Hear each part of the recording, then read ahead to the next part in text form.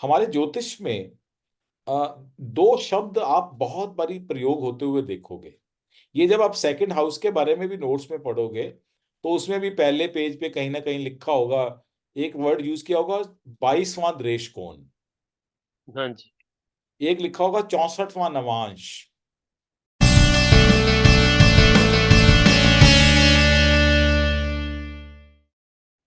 ये आपको अक्सर लिखे हुए मिलेंगे शब्द।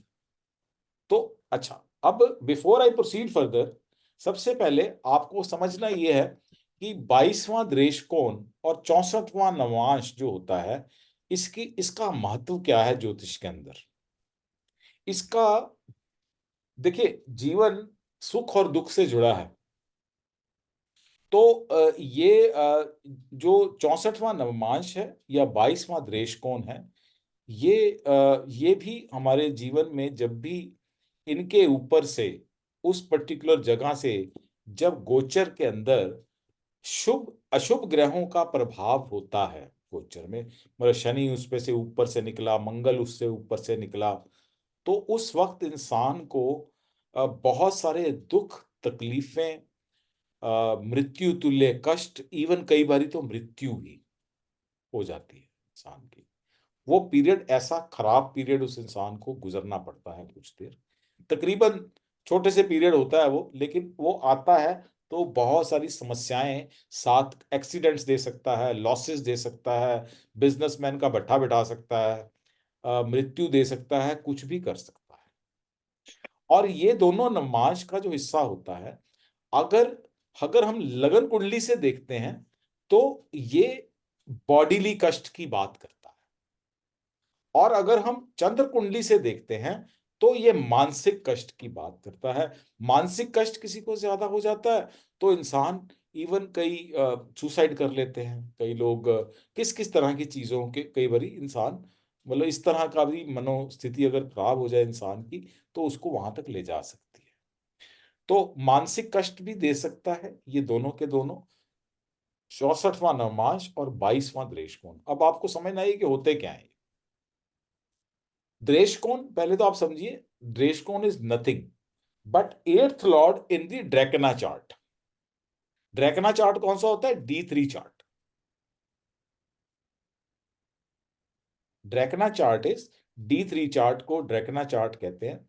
और इसके अंदर ये मतलब देखिए, ड्रैकना पहले तो होता क्या है, मैं एक बार थोड़ा सा रिपीट कर देता हूं आपको। जब भी कोई इंसान पैदा होता है तो जो लगन की डिग्री होती है, अगर कोई उसका असेंडेंट अगर 0 से 10 डिग्री के बीच में उसकी डिग्री है, तो ये फर्स्ट दृष्ट, देखो होता, मैंने आपको याद होगा जब मैंने आपको ये पढ़ाए थे डिविजनल चार्ट्स, तो मैंने बताया था कुछ नहीं होता। हर, जैसे D3 चार्ट है तो हर घर के 3 हिस्से कर देते हैं, राइट। द्रेशकांत चार्ट जो होता है, उसको द्रेशकांत चार्ट भी बोलते हैं, ड्रैकना चार्ट भी बोलते हैं, D3 भी बोलते हैं। D3 चार्ट में जो होता है उसमें हर राशि के 3 हिस्से करते हैं, और एक वो जो फॉर्मूला जो आपको पढ़ाया था उस हिसाब से वो ड्रैकना चार्ट बन जाता है।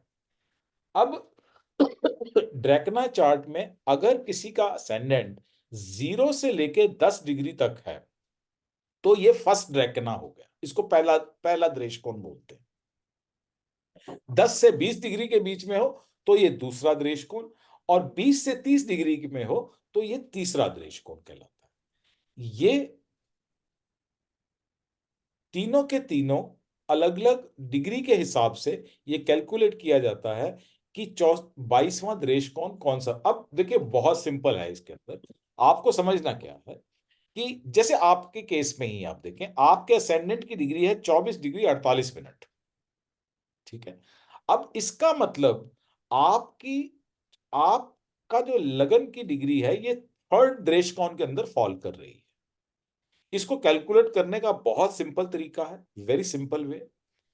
अगर किसी की कुंडली में लगन 0 से लेके 10 डिग्री तक हो, ये अच्छे से नोट कर लीजिएगा, इस ये नोट्स में नहीं है मेरे में यार, ये नोट करते रहिएगा, अच्छे से समझ भी लीजिएगा। ये बहुत सिंपल है, कोई ऐसे रॉकेट साइंस नहीं है, आ जाएगा। असेंडेंट अगर 0 से, ये मैं आज इसलिए पढ़ा रहा हूं क्योंकि ये 22वां दृष्टिकोण और 64वें नवांश की बार बार बात होगी, बहुत बारी यार, तो इसलिए ये समझना जरूरी है ये। तो 0 से लेके 10 डिग्री तक अगर आपका जन्म हुआ है, तो आपकी कुंडली में जो 8th लॉर्ड होता है वो बड़ा सिंपल है। देखो 7 घर होते हैं जी, ये देखिए आप, हर घर के हमने 3 हिस्से करते हैं हम, ठीक। तो इसका मतलब हर घर के 3 हिस्से करूंगा तो 7वें घर तक आते आते 21 हिस्से खत्म हो जाएंगे, ठीक। 21 तो 22वां हिस्सा यहीं आएगा 8वें घर के अंदर, राइट। 22वां हिस्सा 8th हाउस के अंदर आता है। अगर 0 से लेके 10 10 डिग्री तक किसी का जन्म हुआ तो 8th लॉर्ड जो होता है वो 22वां दृष्टिकोण हो जाता है। इसका बड़ा सिंपल फॉर्मूला कैलकुलेट करने का, ज्यादा 8th लॉर्ड इज 22वां हाँ, दृश्य। तो ये 8th लॉर्ड इज 22nd दृष्टिकोण। तो ऐसे ही अगर 0 से 10 डिग्री के बीच में नहीं है तो? मैं आगे आ रहा हूं ना, अभी बोल रहा हूं। अगर 10 डिग्री से लेके 20 डिग्री मतलब सेकंड दृष्टिकोण में हो तो आपकी कुंडली का 12th लॉर्ड जो होता है वो 22वां दृष्टिकोण बन जाता है।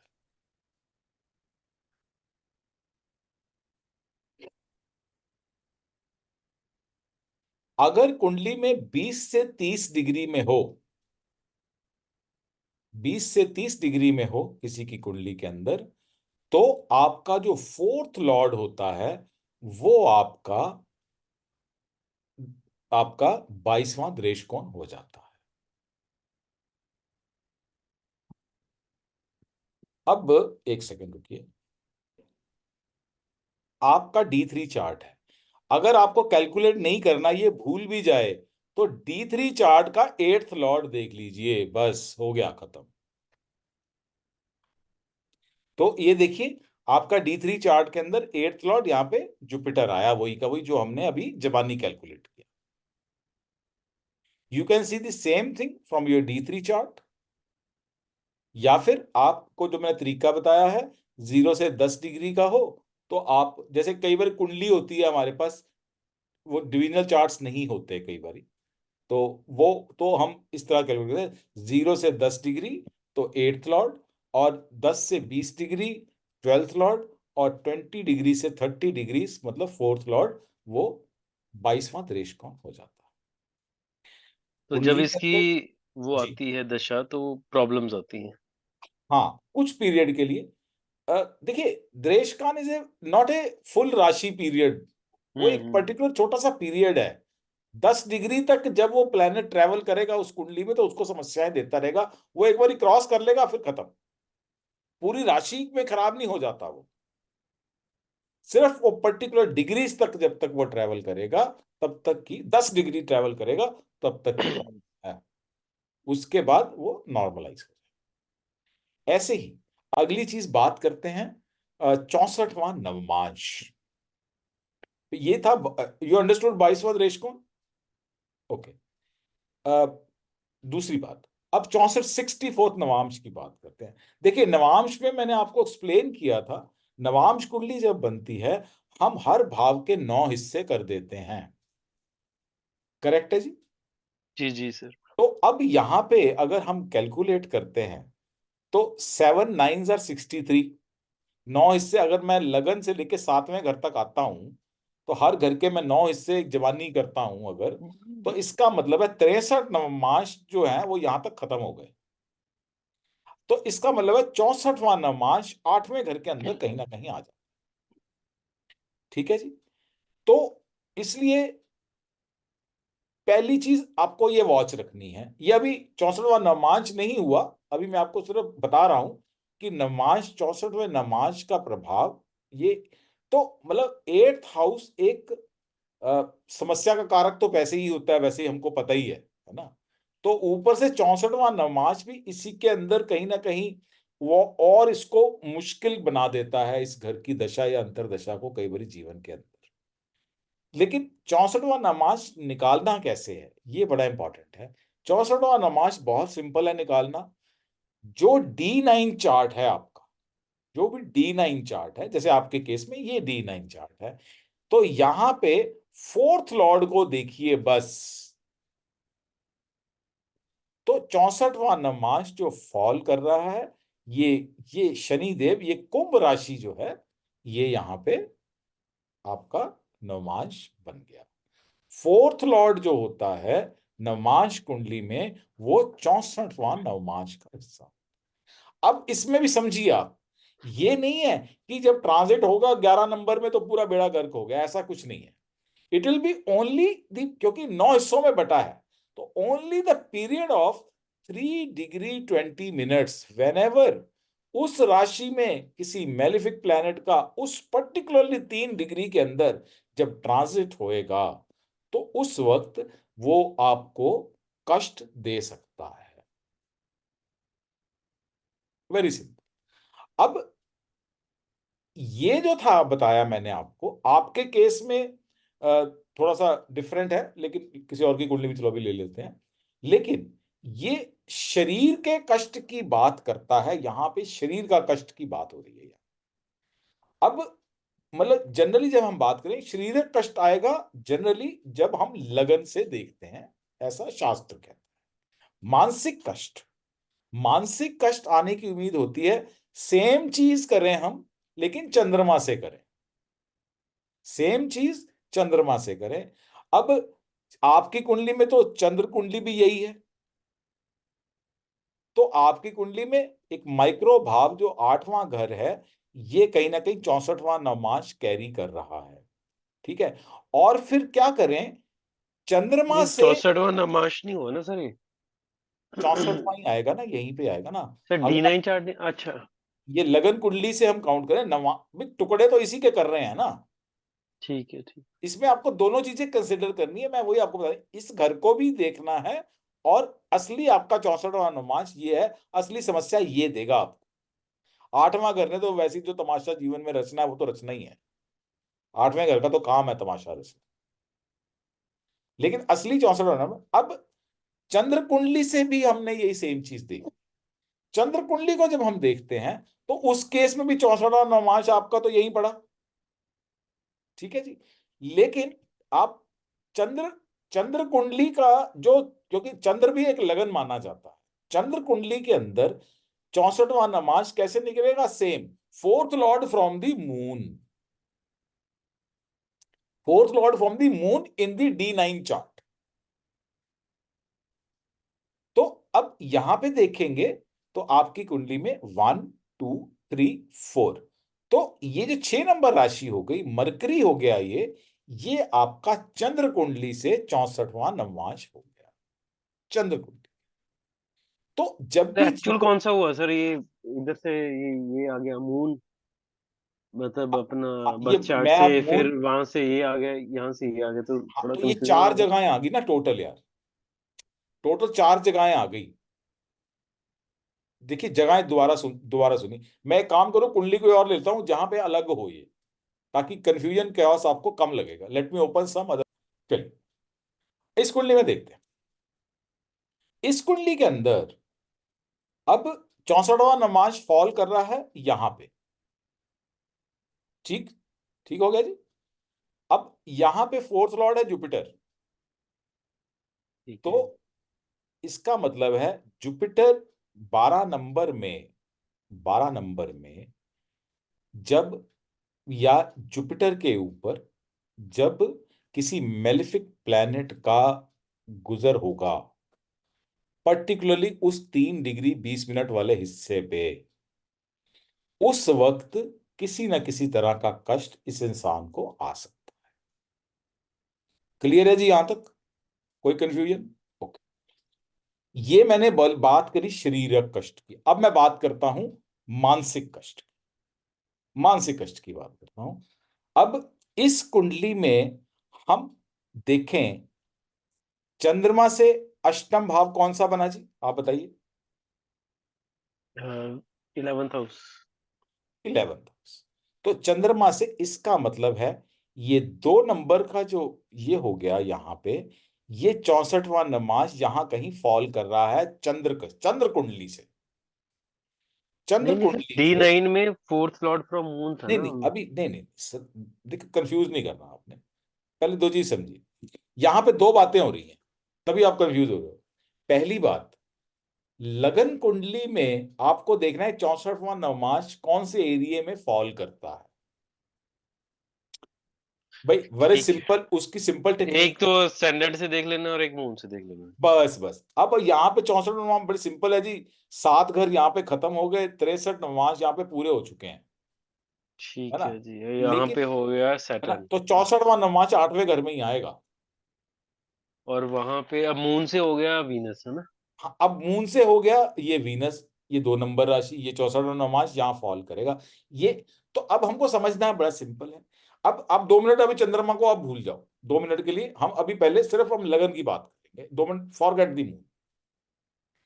तो जब मैं शारीरिक कष्ट की बात कर रहा हूं, तो मैंने देखना है कि ओके, मेरा 64वां नवमास यहाँ फॉल कर रहा है, और देखना यह है कि 64वां नवमास है कौन सा। तो ये 12 नंबर राशि यहाँ पे फॉल कर रही है। तो ये जो फोर्थ लॉर्ड है, ये जो जुपिटर है, ये 64वां नवमास बन गया, क्योंकि यहां पे फोर्थ लॉर्ड इन नवांसा ये बृहस्पति है, तो ये 64th नवमास पर। क्लियर है यहां तक? Any doubts in this? चलिए, तो हमने अब सर फिर चेक क्या करने, सैटर्न के ऊपर जब गुजरेगा तब प्रॉब्लम जब आएगी या भी जुपिटर शनि के ऊपर गुजरे, गुजरे। देखो जी, जब भी शनि गुजरेगा, मंगल गुजरेगा, राहु गुजरेगा, केतु गुजरेगा, उस पर्टिकुलरली 3 डिग्री 20 मिनट में इस राशि के अंदर, तो बस उस टाइम में उस आदमी को दिक्कत परेशानी, सारी राशि में प्रॉब्लम नहीं होने वाली। जब भी यहां पे इस राशि में वो गुजरेगा जिसका स्वामी बृहस्पति है, तो वहां पे प्रॉब्लम आने वाली है। ठीक है जी। तो राशि की प्रॉब्लम होगी, जुपिटर की कोई दिक्कत नहीं होगी। जुपिटर की प्रॉब्लम, क्योंकि उस राशि का स्वामी तो जुपिटर ही है ना दोस्त। जी जी जी। तो जुपिटर को प्रॉब्लम होगी तो राशि तो अपने आप ही प्रॉब्लम होगी ना। लेकिन उतनी ही पर्टिकुलर डिग्री, 3 डिग्री तक, उतने जितनी देर वो रहेगा, उतनी देर तक ये प्रभाव वहां पे देखने को। कोई डाउट अभी तक? नहीं ठीक है। अब सेम चीज, अब आप लगन कुंडली को भूल जाओ, फॉरगेट द लगन कुंडली। ठीक है जी। अब हम चलते हैं मून चार्ट। ये मून चार्ट है इस बंदे का। ठीक है। अब इसमें जो 64वां नवमांश आएगा, वो इस यहां पे आ रहा है, 8वां से, जैसे मैंने बोलेगा, फॉल यहां पे करेगा। ये लगन कुंडली है, अब समझो कि वो कुंडली है ही नहीं, अब चंद्र कुंडली है मेन, समझ लीजिए। तो अब यहां से 8th हाउस इज इंपॉर्टेंट, इसका मतलब 2 नंबर राशि इंपॉर्टेंट हो गई। ठीक है जी। उसके बाद हम एक्चुअली, लेकिन नवमांश कौन सा है, फॉल यहां पे कर रहा है, लेकिन ग्रह कौन सा है, वो हम यहां से देखेंगे, वो यहां से देखेंगे। अब यहां से चंद्रमा यहां पे बैठा है। ठीक है जी। तो यहां से चंद्रमा 7 8 और 9, सॉरी फोर्थ भी देखना। सॉरी सॉरी, गलत कर गया, 1 2 3 4। तो सूर्य जो है, ये यहां पे 64वां नवमांश हो गया चंद्र कुंडली से। यहां पे हमने लगन से चौथा देखा था, जब लगन कुंडली से देख रहे थे। अब कुंडली नवमांश कुंडली में चंद्रमा से चौथा जो भी आ रहा है, वो मेरी कुंडली में, किसी की कुंडली में वो 64 नवमांश आ गया। क्लियर? कोई डाउट्स है?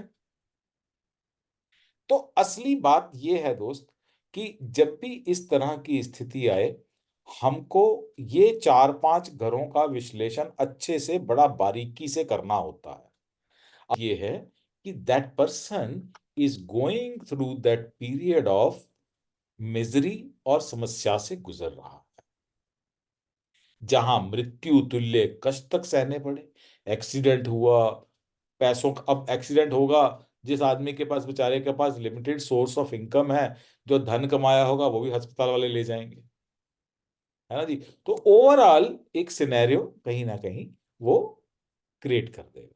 तो हमेशा जब भी किसी के साथ ऐसी जीवन में घटनाएं घट रही हों जो बहुत बुरी हों, जो हम चाहते नहीं किसी के साथ भी घटे, तो उस पीरियड के अंदर आपको देखना है कि 64वां नवांश या 22वां दृष्टिकोण कोई ना कोई एक्टिव जरूर होगा उसके।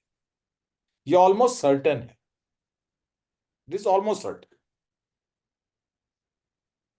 तो ये दोनों को आपको याद रखना है, नोट कर लीजिएगा।